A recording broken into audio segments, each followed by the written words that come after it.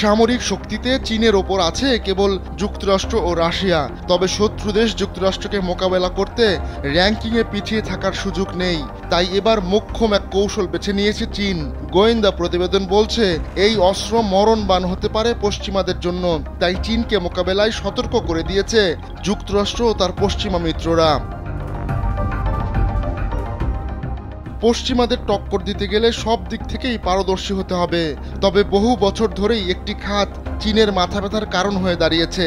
চীনের পাইলটদের দক্ষতা ও কারিগরি সক্ষমতা পশ্চিমাদের টক্কর দেওয়ার জন্য যথেষ্ট নয়, তাই এবার পশ্চিমে প্রশিক্ষণপ্রাপ্ত পাইলটদের ভাড়া করে আনছে চীন। উদ্দেশ্য নিজ দেশের পাইলটদের সক্ষম করে তোলা। চীনের এমন কৌশল বেছে নেওয়ার পর যুক্তরাষ্ট্র ও তার ঘনিষ্ঠ গোয়েন্দা অংশীদাররা সতর্ক করে দিয়েছে।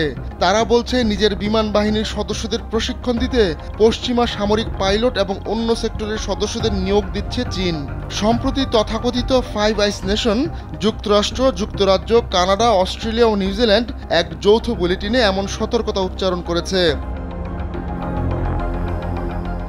যুক্তরাষ্ট্রের একজন কর্মকর্তা বলেছেন, পশ্চিমা প্রশিক্ষণপ্রাপ্ত পাইলটরা চীনের সামরিক কর্মকর্তাদের এয়ার কমব্যাট কৌশল থেকে শুরু করে একটি এয়ারক্রাফট ক্যারিয়ারে কিভাবে অবতরণ করা যায় সেগুলো শেখাতে পারবে। এছাড়া পশ্চিমাদের যুদ্ধ কৌশল কিভাবে সামাল দেওয়া যায় এসব পাইলটদের কাছে তারও একটা ধারণা পাবে চীন।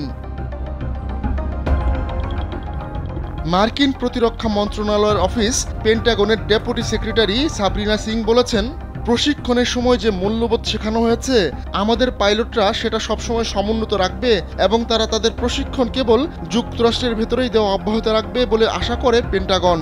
চীনের এমন কর্মকাণ্ডকে যুক্তরাষ্ট্রের জন্য নিরাপত্তা হুমকি বলেও মনে করেন পেন্টাগনের এই কর্মকর্তা। দক্ষিণ আফ্রিকা, সিঙ্গাপুর ও লাওসের মতো তৃতীয় দেশে ব্যক্তিগত কোম্পানি তৈরি করেছে চীন।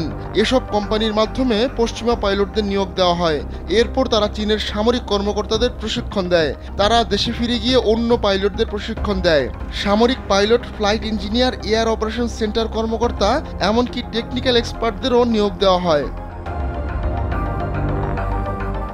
যুক্তরাষ্ট্র চীনের এই কৌশল মোকাবেলায় কিছু থার্ড পার্টি কোম্পানির উপর নিষেধাজ্ঞাও দিয়েছিল, কিন্তু কৌশল খাটিয়ে চীন অন্য পন্থা বের করেছে বলে জানিয়েছেন গোয়েন্দা কর্মকর্তারা।